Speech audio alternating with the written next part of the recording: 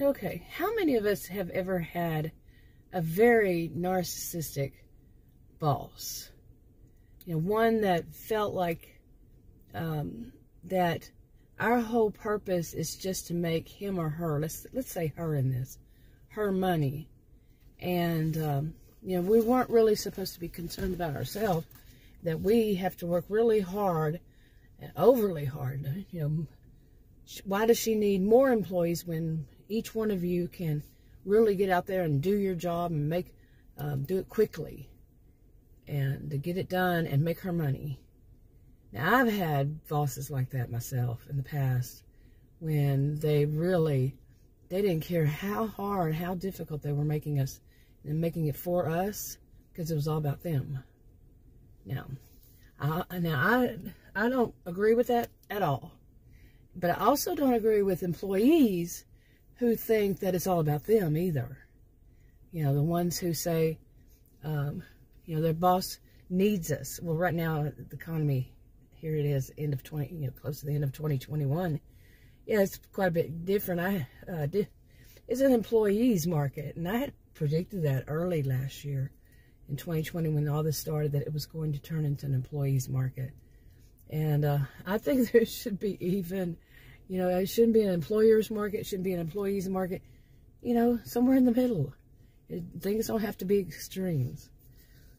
But, you know, some bosses can't get over that. I mean, they want people to work their, you know, like the expression, an old-fashioned expression, work their fingers to the bone. I think it was a song. And what do you get? Bony fingers? You know, something like, and it kind of tells a story, really, just that little part of it. But you know, I can think of some that even one that even had the nerve to show us, to give us these little booklets that showed that the people that had worked before us were actually making more money than we were. Just had a whole lot of nerve, and would fire people, and said he had the right to fire people if their shoes made a noise. Seriously, well, it is Texas. They call it the right to fire. It's the right to work. But anyway, now, this is a little, I mean, I've seen this. I'm pretty sure many of us have had narcissistic bosses.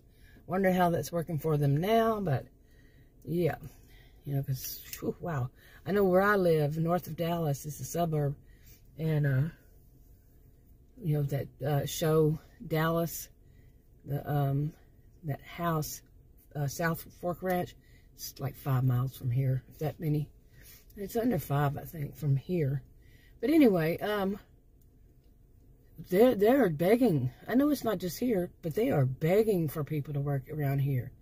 And then the bad thing is the people they get, they're all new, you know, and not trained. Employers before just didn't bother. Too many of them, not all of them, of course. Too many of them didn't bother to train, you know. So anyway, but now I'm going to talk about a woman named Sheila. And Sheila, she lives in a part of Texas that is kind of secluded from, the whole county is secluded from other places in Texas. Except for one little small county, and it's like really, really densely populated. Well, it's not very populated at all, and theirs is not so. They've got a lot of land, but the population not too much in the whole county. But they were really wealthy county, except for one part of it, one part of the county, one town, and the town actually has the name called the Outlaws, and it has a rich history. They didn't want to change the name, and overall, that county, it's not very, the people aren't very wealthy. Not all of them are poor either.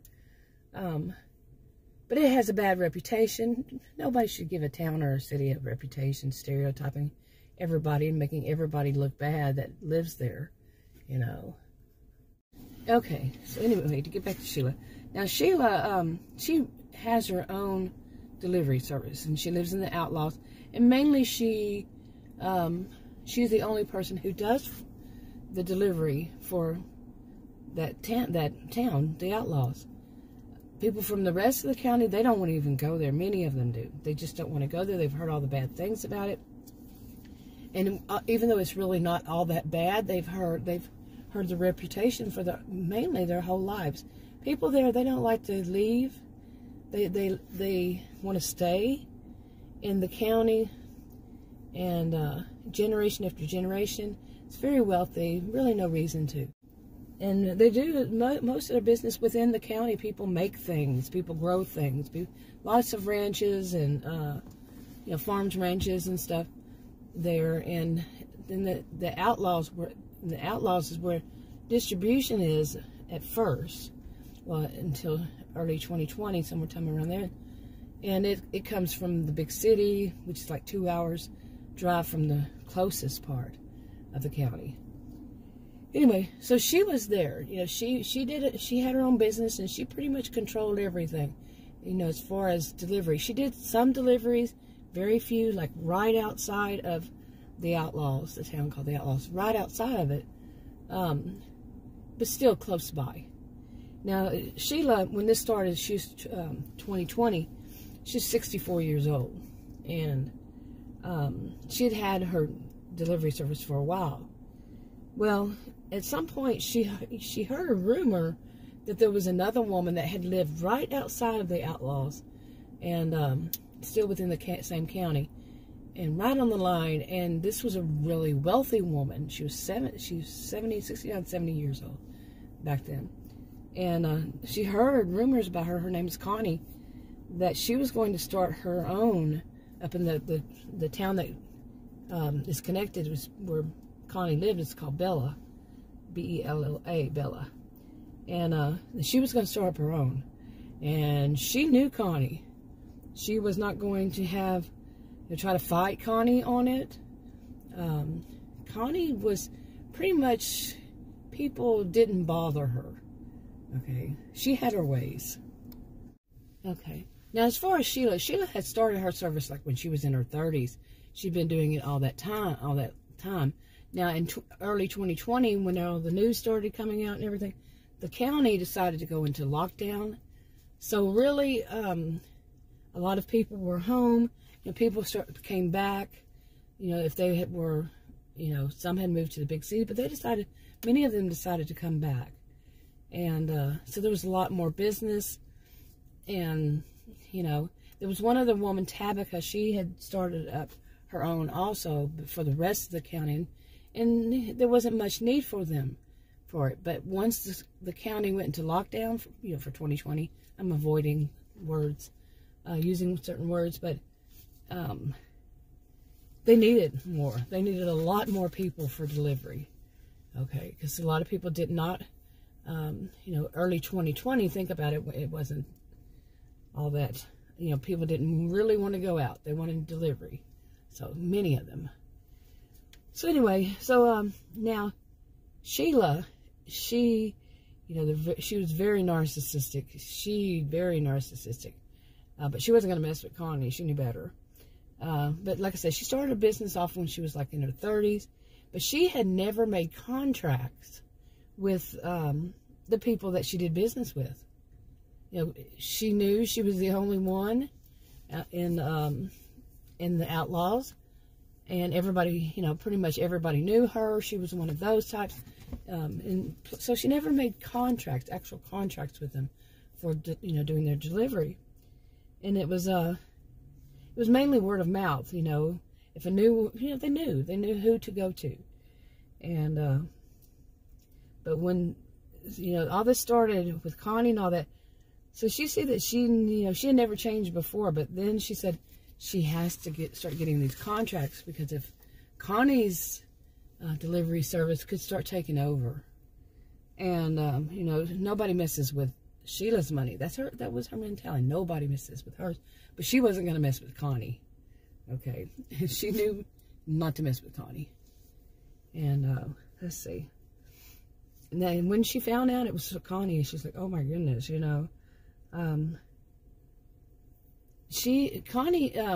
Sheila had actually met Connie and Connie's friend Leah at the lake. They have cabins right. Bella is right west of the Outlaws, and underneath it, below, south of it, is what they call the lakes. And lots of people could just go out there and go fishing. It's mainly just fishing. And they have cabins and all. Okay, but whenever 2020 lockdown started, and I mean, I'm saying the whole county lockdown, they didn't want anybody coming in and anybody going out. And then when they did come in, you know, they could go out. You know, people were free to come and go. But if they came in, had to come back in, they had to stay quarantined for 2 weeks. So, and people really weren't like that. They just said, I'm going back and I'm staying, and, you know, that's it. And because it's, like I said, very wealthy county, lots of benefits to them to do that, and it was pretty secure. They had a great medical also. So anyway, now as far as Sheila, you know, she knew that both of them, Connie and Leah. Leah's like, is not related, not blood related to Connie, but she's more like Connie's, like Connie is Leah's young aunt, you know, young aunt, depending on how you pronounce it. You know, Connie has a niece, Amanda, who's about Leah's age. But Leah's kind of tough. Both of these are tough women. They don't take any BS off of anybody. And so Sheila knew this. After meeting them, you know, how tough they were. And, you know, that kept her from actually confronting Connie. Okay, so Sheila, for the first time, really started to worry about her business. And but then she remembered that that one of her main employee, Fancy is her name. I didn't mean to say it that way, but yeah, Fancy is her name. And it's her scheduler. She's the one that, you know, schedules for all the deliveries and everything. You know, she remembered that Fancy, you know, she doesn't really pay much attention to any of her staff. And that Fancy is married to a guy who might be able to help her. Okay. And that's when she knew she needed to really start getting these contracts with these businesses ASAP. Now, okay, I wrote some little notes here. Now, before all this, and really still, it really hasn't kicked in yet. Sheila felt like her employees, like I said earlier in this, you know, her employees, they were her employees, you know, like an ownership kind of possession. You know, she possessed them. That their focus should be on the business, making money, like I said earlier. Okay? She tells herself, and that the more money, and she tells them, the more money that they make, and the more money that she makes, they will make more money because, you know, they get tips. But she doesn't care. It's all about her. Okay. So now you can see that Sheila she's a very narcissistic woman who exploits others to keep herself wealthy. And her focus is on, you know, they should know that they have to keep my business going the way I want it to. And what she does with her staff, she really doesn't give them much time to, you know, the delivery people, to get there, get it done, and get back, you know, get to the next one. She crunches as much as she can on their schedule, you know, as much as she can quickly. And if they don't meet her standards and get them all done quickly, she'll fire them. She doesn't care. She doesn't care if they have kids, whatever. It's all about her making money. And anybody she would have to fire, that's going to show all the other ones that they can just lose their job like that. That's her mentality. And she tends to hire young women in vulnerable situations. Like, you know, there's one of them, Trish. Trish's husband just... Okay, like I was saying, you know, Trish's husband just suddenly disappeared. She can't contact him, any of that. She doesn't know where he is. Okay, but like I said, you know, she hires very vulnerable women, and mainly. Now, she has a few tokens as she sees them. You know, people who aren't very vulnerable women that she hires, but not many. You know, she thinks it's going to keep her out of trouble. Now, she has that kind of, I'm going to do as much as, you know, bad as I can, you know, but a little enough to keep me out of trouble. That's her kind of mentality. Okay. So, and she, you know, she thinks, she has the attitude that she only pays them minimum wage. That's what minimum wage. And that their tips are up to them to hustle for. Okay, that's her attitude, hustle. Now, I remember, I mean, unless it's a totally different word, but being a hustler had a really negative connotation before. These days, it seems like people think of it as a good thing. But there is depends on how you pronounce, how you spell it, isn't it? Isn't there another word, H-U-S-S-L-E? H-U-S-S-L-E. Or are they both H-U-S-T-L-E? Boy, why can't I get this out today? Okay, but I have had a few distractions during this. But anyway, I'm getting to this where, you know, this is a very manipulative person. And something that's, you know, mainly men who are narcissistic and women are more histrionic. No. Okay, they can be both. I mean, they can have characteristics of both. I'm not talking about those diagnosed with a personality disorder, but the ones who have the traits, characteristic, behaviors, you know that of. Now, when the lockdown happened there in 2020, the elders of the outlaws, they started to develop more, to form together. Now, there are elders for the whole county, but not the outlaws. You know, so, but in early 2020, all of the elders, you know, they basically ran the county. Then all the elders had to be split up because there were a lot of problems and everything, besides what was going on and started in early 2020, still going on. So they had to split up, and they split up in all the surrounding ranches that basically were inside the county, but on the outsides of the towns. And they were split up to those places, and then they started choosing what they wanted to focus on, like the radio station, and focus on the police, you know, the enforcement, these things. And they divided them up and worked that way. Okay, now as for in the now when that happened, the elders, you know, think of people 70 and older, but they started taking in more, you know, saying 65 and older. But the elders in the you know, the actual residents of the outlaws who were elderly, but the elders, they decided to start forming more, and they wanted to be, you know, they used the model of the rest of the county, that when they were split up, and they wanted to sort of focus on what's going wrong in the outlaws.